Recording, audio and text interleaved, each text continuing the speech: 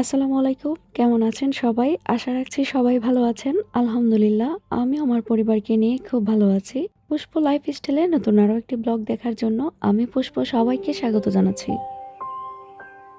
Video শুরুতে সবাইকে জানাই ফুলের শুভেচ্ছা। আজকের ভিডিওটা কুয়েতের ফুলের বাগান থেকে শুরু করেছি। গাছ পশু পাখি ভালোবাসে না এমন মানুষ মনে হয় পৃথিবীতে কমই আছে। আমার তো গাছ অনেক বেশি ভালো লাগে। কুয়েতে আমার একটাও গাছ নেই। অনেক দিন ধরে চেয়েছিলাম দুই একটা গাছ কিনি। প্রথমত গাছের দাম অনেক বেশি, দ্বিতীয়ত হচ্ছে এখানের ওয়েদার 50 ডিগ্রির মতো গরম থাকে। তো এই গরমের মধ্যে গাছ টিকাতে পারবো কিনা সেই জন্য আর গাছ কিনা হয়নি। লাস্ট পর্যায়ে এসে কিন্তু আর নিজেকে কন্ট্রোল করতে পারিনি। আপনাদের ভাইয়াকে বলেছি যে আজকে একটা গাছ কিনে দিতে হবে। জোর করে বিকালবেলা বের হলাম সন্ধ্যার আগ মুহূর্তে। আর ওখানে গিয়ে লেট করিনি, প্রচন্ড গরম, মানে গাড়িতেও বসা যায় না, গাড়িও এত গরম। আর বাইরে যে 2 মিনিট দাঁড়াবো ওরকম কোনো অবস্থা নেই। আর আমি গিয়েছিলাম শুধু এই গেট ফুল একটা গাছ আনার জন্য আর একটা মানি প্লান্ট আনবো। তো সামনে গিয়ে গেট ফুলটা পেয়ে যাই, সাথে সাথে গাড়িতে তুলে ফেলি। বাংলাদেশের তুলনায় এই দেশে গাছের দাম অনেক বেশি। ধরেন বাংলাদেশে যে গাছটা আপনি 100 টাকা দিয়ে কিনবেন, যেমন আমরা একটা মানি প্ল্যান্ট কিনি 100 টাকা দিয়ে, আর এখানে 2000 টাকা লাগবে। আর সবচাইতে বড় কথা হচ্ছে যে এখানে যে গরম বেশি, গাছ কিনে যদি না টেকাতে পারি মরে যায় তখন আরো বেশি খারাপ লাগবে। আর বাংলাদেশেও দেখেছেন আমি অনেক গাছ কিনেছি কিন্তু গাছ টেকাতে পারি না। শেষ পর্যন্ত একটা গাছ নিয়ে এসেছি, বাঁচানোর মালিক আল্লাহ, আমি যত্ন করব যতদিনই টিকে। গাছটা দেখুন আমি জানালার পাশে রেখেছি যাতে জানালাটা খুললেই গাছটা আমি দেখতে পারি। জানালার পাশে অল্প একটু জায়গা ছিল, আমি সাথে একটু কাঠ বেঁধে দিয়েছি যাতে জায়গাটা আর একটু বড় হয়, গাছটা আমি রাখতে পারি, নিচে যাতে না পড়ে যায়। গাছটা দেখে আমার কি যে শান্তি লাগতেছে, মনে হয় যে আমি লাখ টাকা দিয়ে আমার সুখ কিনে এনেছি, আমার শান্তি কিনে এনেছি। যদিও জানালা খুলতে পারি না, অনেক বেশি গরম, কারণ সারাক্ষণ বাসার ভিতরে এসি চলে আর বাইরের জানালা খোলার মতো কোনো অবস্থা নেই। এই যে বাতাসটা দেখছেন না, যে পাতাগুলো দুলছে, এটা একদম মনে হয় দুচুকের বাতাসের মতো। বাংলাদেশে যেমন বাতাস লাগলেও ঠান্ডা একটা বাতাস লাগে শরীরে, এদেশের বাতাসগুলো ওরকম না। তারপরও মাঝে মধ্যে এক কাপ চা নিয়ে এখানে দাঁড়াবো 2-1 মিনিটের জন্য। আর নিজের মনের যত ক্লান্তিতা আছে বা খারাপ লাগা আছে এই গাছের সাথে শেয়ার করব। কুয়েতে এখন সর্বোচ্চ তাপমাত্রা চলতেছে 50 ডিগ্রি। গুগলে আসলে 50 ডিগ্রির উপরে হলে আর দেখায় না, সর্বনিম্ন 50ই দেখায়। গরম এত বেশি যে গত 1 সপ্তাহ ধরে আমি আমার বাচ্চাদের কোচিংও দিচ্ছি না। আর এখানে একটা জিনিস খেয়াল করেছি যে আমরা যদি কেউ অসুস্থ হই তাহলে তাড়াতাড়ি সুস্থ হতে পারি না, সেজন্য যতটা সাবধানে থাকা যায়। আর এখানে চিকিৎসার খরচও অনেক বেশি। যেমন আমরা বাংলাদেশে একটু অসুস্থ হলে একটা নাপা সিরাপ বা এই সিরাপ কিনে নিয়ে আসি, 20-30 টাকা হলেই পাওয়া যায়। আর এখানে একটা জ্বরের সিরাপ কিনতে গেলেও 1000 টাকা লাগে। আমি কিন্তু প্রায় সময় আপনাদের একটা কথা বলি যে কুয়েতের কিছু কিছু জিনিসের দাম অনেক বেশি, আবার কিছু জিনিসের দাম অনেক কম। আর এই দেশের কানুন খুব কঠিন, যারা এই দেশগুলোতে থাকে তারাই আসলে বুঝে কতটা কষ্ট সহ্য করতে হয়। গতকালকের একটা ঘটনাই আপনাদের সাথে শেয়ার করব। এখন চলুন, আমার বাসায় নতুন একটা জিনিস এসেছে সেটা একটু দেখাই। কুয়েতে আসার পর থেকে আমরা কেনা পানি খেয়েছি আর রান্নার কাজে ট্যাবের পানি ইউজ করতাম, কিন্তু আপনাদের ভাইয়া যে রান্নার সময় ট্যাবের পানিটা ইউজ করি সেটা নিয়ে খুব টেনশনে থাকে, সেজন্যই হচ্ছে ফিল্টারটা লাগানো, যাতে আমি রান্নার সময় এই ফিল্টারের পানি খাবারে দিতে পারি। আর এখানের পানিটা কতটা নিরাপদ সেটাও আমরা জানি না, সেই চিন্তা ভাবনা করে আসলে ফিল্টারটা লাগানো। কল যদি ছাড়ি প্রথম 30 সেকেন্ডের মতো ঠান্ডা পানি বের হয়, এরপর ফুটন্ত পানি বের হতে থাকে। গোসল করতে গেলে কিন্তু আমরা এই যে বরফের পানি মিক্স করে তারপর গোসল করি। আমি সারাদিনে একবারও বাসা থেকে বের হই না, রাতের বেলা যদি ইচ্ছে করে 2-3 দিন পর আপনাদের ভাইয়ার দোকানে যাই। গাছটা যখন কিনতে যাই গাড়িতে উঠি, গাড়ি তো প্রচন্ড গরম রোদে থাকে, এসি ছাড়লেও কোনো কাজ হয় না। আর 2-4 মিনিটের জন্য নিচে নেমেছি, আমার মাথা ঘোরানো শুরু করে দেয়, বমি বমি ভাব আসে। মানে আমি দিনের বেলা একবারও বাইরে যেতে পারি না গরমে, এত বেশি শরীর খারাপ হয়ে যায়। আমার কথাগুলো বলার কারণ হচ্ছে আমি হয়তো একটা মেয়ে মানুষ, ঘরের ভিতরেই থাকি। আর যারা আমাদের প্রবাসী বাইরে আছে, কাজের জন্য বাইরে যান, আমার হাজবেন্ড সহ, তাদের যে আসলে কতটা কষ্ট নিজের চোখে না দেখলে বুঝবেন না। এই যে মাস শেষে লাখ লাখ টাকা, হাজার হাজার টাকা দেশে যায়, এটা যে কতটা কষ্টের টাকা, কতটা ঘাম জড়ানোর টাকা, এই কষ্টটা একজন প্রবাসী ছাড়া কেউই বুঝবে না। কুয়েতের গতকালকের একটা ঘটনা আপনাদের সাথে শেয়ার করি। এখানে একটা জায়গা আছে, জায়গাটার নাম হচ্ছে হাসাবিয়া। জানি না আমি সঠিক নামটা উচ্চারণ করতে পারছি কিনা। অনেক এলাকা হয় না যে সরকারের আন্ডারে নিয়ে যায়, ওই সব এলাকাতে সরকারি স্থাপনা তৈরি করবে। তো ওই এলাকাটাও সেম ওই একটা পরিস্থিতির মধ্যেই পড়েছে। বছর খানেক ধরে নাকি এখানে নোটিশ দেওয়া হচ্ছে এলাকায় যত মানুষজন থাকে, মানে যত ভাড়াটিয়া বা বাড়ির মালিক আছে তারা যাতে বাড়িটা খালি করে দেয়। তো যখন নোটিশটা যায় এগুলো তো আসলে বাড়ির মালিকের কাছে যায়, ভাড়াটিয়াদের কাছে তো যায় না। ভাড়াটিয়া থাকে বাংলাদেশি বা বিভিন্ন দেশের মানুষ, তো ওরা তো আসলে প্রবাসী হয়, কষ্ট করে টাকা উপার্জন করে। কি যে একটা খারাপ পরিস্থিতির মধ্যে পড়েছে সবাই, গতকালকে থেকে এত বেশি খারাপ লাগতেছে। আর গরম যে কি পরিমাণ, আমি তো প্রথমেই বলেছি, চেকিং গিয়ে ওনাদেরকে বাসা থেকে বের করে দেয়। মানে এক কাপড়ে কেউ কোনো কিছুই নিতে পারে নাই। হুট করে যদি একজন মানুষকে বাসা থেকে বের করে দেওয়া হয় তাহলে কোথায় গিয়ে উঠবে, কোথায় থাকবে? আর এখানে তো আমাদের দেশের মতো না যে দেশের মতো একটা বাসা বাড়ি পেয়ে গেল আর সে বাসায় উঠে গেল। আর এখানে বাসা ভাড়া তো প্রচুর, অনেক অনেক টাকা খরচ করে বাসায় থাকতে হয়। এই দেশের আইন এত কঠিন, যেটা বলেছে সেটাই, তার ঊর্ধ্বে কেউ যেতে পারবে না। যে মানুষের জিনিসপত্র, কত মানুষের কত প্রয়োজনীয় জিনিসপত্র বাসায় রয়ে গেছে, কেউ কোনো কিছুই আনতে পারেনি।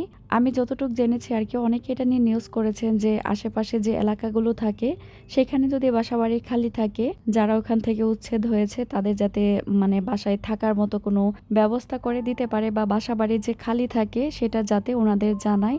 মানুষ এত গরমে কোথায় যাবে? অনেক কষ্ট করেছে, জানি না মানুষ থাকার ব্যবস্থা করতে পেরেছে কিনা। দূর থেকে দেখলে সবকিছু সহজ মনে হয়, কাছ থেকে না দেখলে কোনো কিছুই বোঝা যায় না। আমাদের বাংলাদেশে হয়তো 2-4-5 হাজার হলেই ঘর ভাড়া পাওয়া যায়, একজন থাকতে পারে, কিন্তু এখানে থাকতে গেলে অনেক টাকা লাগে। একজন যদি সিঙ্গেলও থাকে 10-15 হাজার 20 হাজার টাকা লাগে, আর পুরো পরিবার নিয়ে থাকতে গেলে তো লক্ষ লক্ষ টাকা লাগে। এই দেশগুলোতে সারা জীবন কাটিয়ে দিলেও নাগরিকত্ব পাওয়া যায় না। বিশেষ করে আমাদের বাংলাদেশিদের অনেক বেশি অবহেলা করা হয়।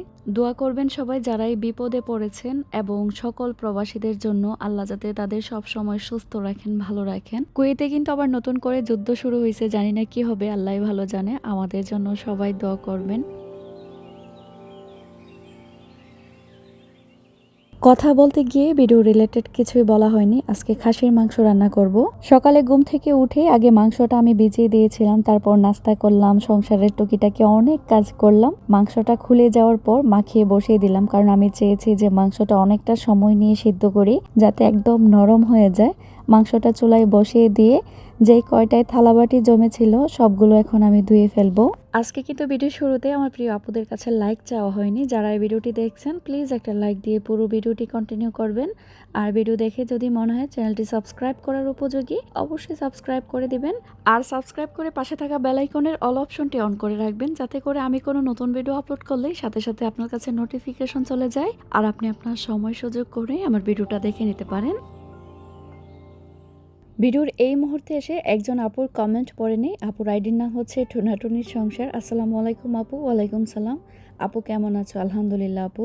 আমি শ্রাবণী, আমি সবসময় তোমার ভিডিও দেখি, তবে মাঝে কিছুদিন অভিমান করে তোমাকে কমেন্ট করি নাই, কারণ তুমি আমার কমেন্ট কখনো পড়ো না। তারপর আজ আবার কমেন্ট করলাম, ইনশাল্লাহ পুরো ভিডিওর সাথে আছি। আপু তুমি রাগ করো না, তোমাদের কমেন্টগুলো আমার জন্য অনেক বেশি মূল্যবান। আমি চাই প্রতিটা কমেন্টের রিপ্লাই দিতে। অনেক সময় হয় কি, ব্যস্ততার জন্য কমেন্টগুলো রিপ্লাই দেওয়া হয় না। আপু আমরা যারা ভিডিও তৈরি করি আমরা কিন্তু জানি একটা ভিডিও রেডি করতে গেলে কতটা যে কষ্ট পোহাতে হয়। আশা করি তোমরা আমার কষ্টগুলো বুঝতে পারবে। আমার এমন অনেক আপুরা আছেন, অনেকে হয়তো অভিমান করে এখন আমাকে কমেন্ট করেন না, কিন্তু আমি আপনাদের সবাইকে অনেক বেশি মিস করি যারা আমাকে প্রতিনিয়ত কমেন্ট করেন। সবার আইডিগুলোর নাম কিন্তু আমার খেয়াল থাকে। তারপরও বলবো, যারা আমার উপরে রাগ করে আছেন, রাগ করে থাকবেন না। এখানে আসার পর আমি একদম একা হয়ে গেছি, সব কাজ আমাকে একাই সামলাতে হয়। দেখেন ভিডিওগুলো নিয়ে আসতেও কিন্তু আমার অনেক দেরি হয়ে যায়। আমার দ্বারা যদি কেউ কষ্ট পেয়ে থাকেন আমাকে অবশ্যই ক্ষমা করে দিবেন। আমি কখনোই কাউকে কষ্ট দিতে চাই না। বাংলাদেশে থাকতে সবাই যে কমেন্টগুলো করতো, সেই কমেন্টগুলোর রিপ্লাই আমি তাড়াতাড়ি দিয়ে দিতে পারতাম। এখানে এসে এতই বেশি ব্যস্ত, আমি কমেন্টগুলোরও এভাবে রিপ্লাই দিতে পারছি না। বড় বোন ছোট বোন যে আমাকে যেটাই ভাবেন না কেন, এই ছোট্ট ভুলগুলোকে আমার ক্ষমার দৃষ্টিতে দেখবেন। আর একটা গুড নিউজ আপনাদের সাথে শেয়ার করি। আমার ইউটিউবে কাজ করতে এসে অনেক বোনদের সাথে পরিচিত হয়েছে, অনেকের সাথে আমার পার্সোনালভাবে কথা হয়, অনেকে আমাকে বড় বোন বানিয়েছেন। আপনাদের মতোই আমার এক সাবস্ক্রাইবার, যে আমার ছোট বোন, ওর একটা ছেলে সন্তান হয়েছে, সবাই ওর জন্য দোয়া করবেন। আমাকে প্রায় সময় বলতো, আপু আমার জন্য দোয়া করো, আমার যাতে একটা বাচ্চা হয়। আল্লাহ সেই ডাক কবুল করেছেন, তাকে একটা ছেলে সন্তান দান করেছেন। সবাই ছোট্ট বাবুটার জন্য অনেক অনেক দোয়া করবেন, আল্লাহ যাতে তাদের সুস্থ রাখে। আর সেই সব বোনদের জন্য অবশ্যই দোয়া, যারা আল্লাহর কাছে দিন রাত একটা বাচ্চার জন্য ফরিয়াদ করেন। আল্লাহ যাতে সবার মনের আশা পূরণ করেন। একটা মেয়ের জীবনে সবচেয়ে আনন্দের মুহূর্ত হচ্ছে মা হতে পারা। যারা এখনো মা হতে পারেনি তাদের কষ্টটা আসলে কেউ অনুভব করতে পারবে না। আমরা অনেক সময় বাচ্চারা ডিস্টার্ব করলে বিরক্ত হয়ে যাই, রাগারাগি করি। আর যাদের একটা বাচ্চা নেই তারাই বুঝে বাচ্চার মূল্যটা যে আসলে কতটুকু।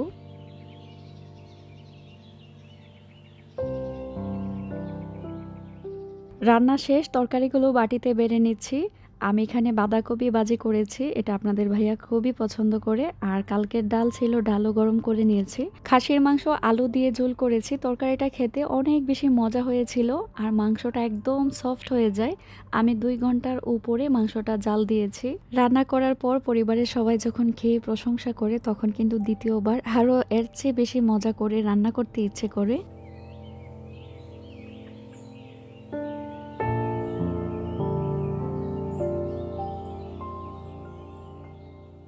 আরও একজন আপুর কমেন্ট পড়ে আসি। আপু এমনভাবে কমেন্টটা লিখেছেন, যদি আমি আপুর কমেন্টটা না পড়ি তাহলে আমার খবর আছে। আপুর আইডির নাম হচ্ছে সালমা ইসলাম। আপু লিখেছেন, আপু আমি তোমাকে অনেক ভালোবাসি। তুমি যদি আজকেও আমার কমেন্টটা না পড়ো তাহলে আমি কিন্তু রাগ করব। না আপু তুমি রাগ করো না, তুমি যাতে রাগ না করো, আমি তোমার কমেন্টটা পড়লাম, যাতে তুমি রাগ না করো পরের বার থেকে আমাকে কমেন্ট করো। আমিও তোমাকে ভালোবাসি আর অনেক অনেক ধন্যবাদ এত সুন্দর করে একটা লেখা লিখেছো। আমার একটা ছোট্ট খালামণি আছে, সে আমাকে গত ভিডিওতে কমেন্ট করেছিল আমার বাড়ি যাতে একটু দেখিয়ে দিই, মানে ঢাকার বাসা।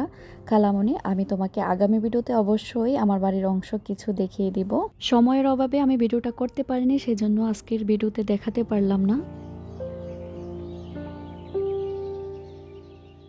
আজকের ভিডিওটা আমি এক বেলাতে শেষ করতে পারিনি, সেজন্য 2-1 বেলার ভিডিও একসাথে মিলিত করে ভিডিওটা আপনাদের সাথে শেয়ার করছি। এই তো এখন ঘর গোছাতে চলে আসলাম। আমার খাটটা একদম দেয়ালের সাথে ঘেঁষা ছিল, মানে একদম কর্নারে ছিল। খাটটাকে একটু মধ্যের দিকে নিয়ে এসেছি আর সাথে যে ড্রয়ারটা থাকে সেটাকে আমি এই কর্নারে রেখে দিলাম, মানে একটু ফাঁকা করেছি যাতে আমি গাছটার কাছেও যেতে পারি। এই যে দেখুন কিউট একটা জিনিস এনেছি, এই ল্যাম্প লাইটটা কিন্তু অনেক সুন্দর। এই পাশটাতে আমার কোনো সুইচের কানেকশন নেই, এখানে যে কোনো কারেন্টের তার দিয়ে আমি ল্যাম্প লাইট রাখবো সেটারও কোনো সুবিধা নেই। তো মার্কেটে অনেক দিন ধরে চাচ্ছিলাম এরকম একটা লাইট কিনবো যেটা চার্জারের মাধ্যমে চলে বা সুইচের মাধ্যমে চলে। তো সেরকম একটা লাইট পেলাম, এইখানে আমি এটা রেখে দিয়েছি। এই ল্যাম্প লাইটটাতে 3টা কালার আসে, স্ক্রিনে টাচ করলেই লাইটগুলো চেঞ্জ হতে থাকে। খাটের পাশে কিন্তু এরকম একটা ছোট্ট লাইট রেখে দিলে দেখতেও অনেক সুন্দর লাগে। এই লাইটটা কিন্তু চার্জের মাধ্যমে চলে, চার্জ শেষ হয়ে গেলে আবার চার্জ দিলেই হয়। এটার দাম পড়েছে বাংলাদেশি 800 টাকা। আমি কিন্তু দামটাও বলে দেওয়ার চেষ্টা করি, আপনারা অনেক সময় কমেন্টে জিজ্ঞেস করেন, সেই জন্য ভাবি যে দামটা ভিডিওতেই বলে দিই। এখন বিছানাটায় গুছিয়ে নিচ্ছি। এই চাদরটা কিন্তু আমি 1 সপ্তাহ হলো বিছিয়ে রেখেছি। নতুন চাদর হলে একটু বেশি দিন বিছানো যায়, ময়লাটা কম বোঝা যায়। আর পুরোনোগুলো হলে 2-3 দিন পর পরে চেঞ্জ করতে হয়। খাটটা মূলত আরও এই সাইডে আনার কারণ হচ্ছে যে কমফোর্টারটা যাতে আমি সুন্দর করে বিছাতে পারি। এখন কিন্তু খুব সুন্দর করে বিছাতে পেরেছি। এটা একটু বড় হওয়ার কারণে আমি এটা পারফেক্ট ভাবে এই কর্নারটাতে দিতে পারছিলাম না। এখন দেখুন খুব সুন্দরভাবে কিন্তু কমফোর্টারটা এটার মধ্যে পড়েছে।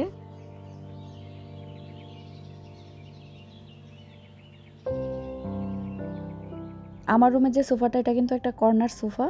রুম ছোট হওয়ার কারণে এটাকে এল সিস্টেম করে আমি দিতে পারিনি। কিছুটা অংশ আমার রুমে রেখেছি আর কিছুটা অংশ আমার ছেলেদের রুমে দিয়েছি, মানে ভাগ করে দিয়েছি আর কি।